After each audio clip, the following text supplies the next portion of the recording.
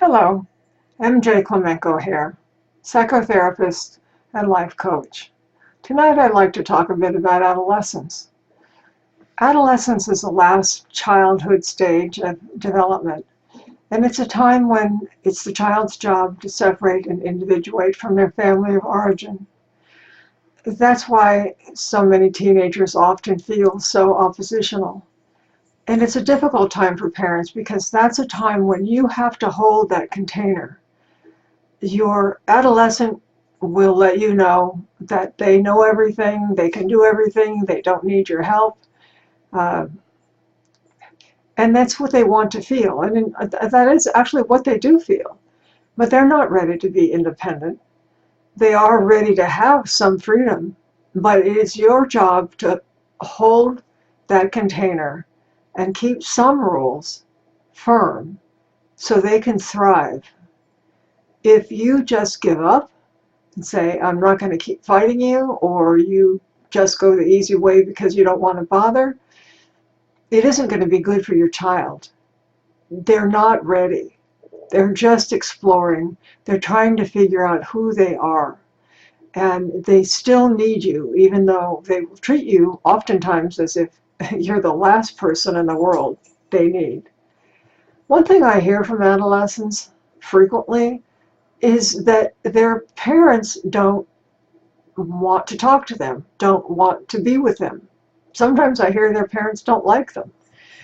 Well, I have usually talked to the parents at least once before I start working with an adolescent, and the parents do like them.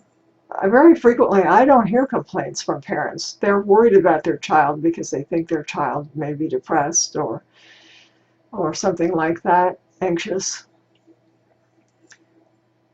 What the adolescent wants is individual attention. They don't want to be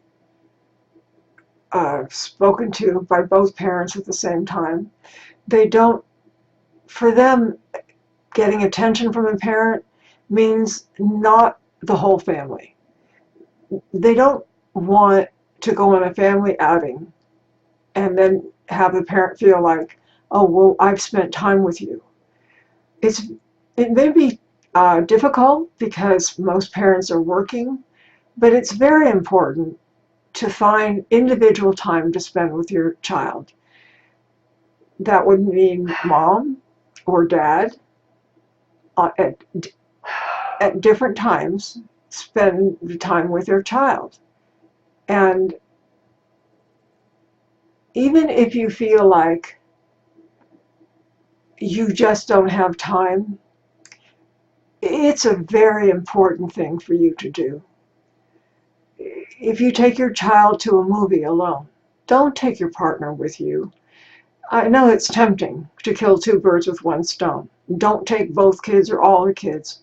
Again, that's tempting.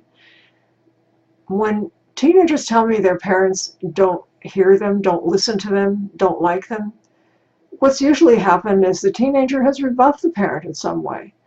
And the parent doesn't keep trying. If a parent begins a conversation with a teenager and they get yes, no, I don't know, they very often will give up. They think, well, my child doesn't want to talk to me. They actually really do. But they want you to show that you care enough to really want to talk to them. So you have to push a little bit. And I don't mean push in an angry way or a defensive way.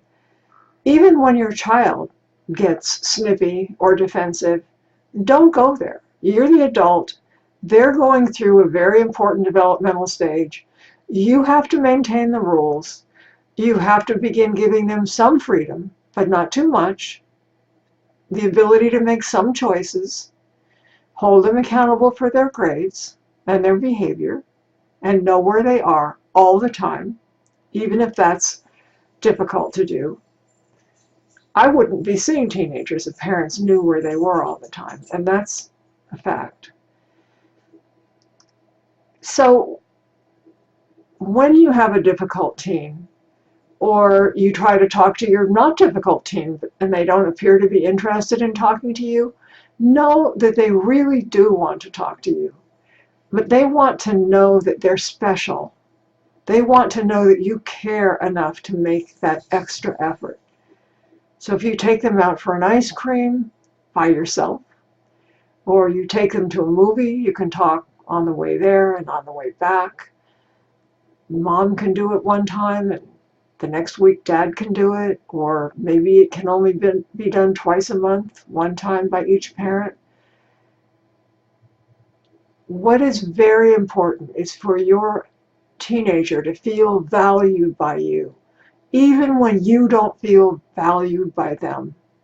It's not tit for tat. They're not your equal.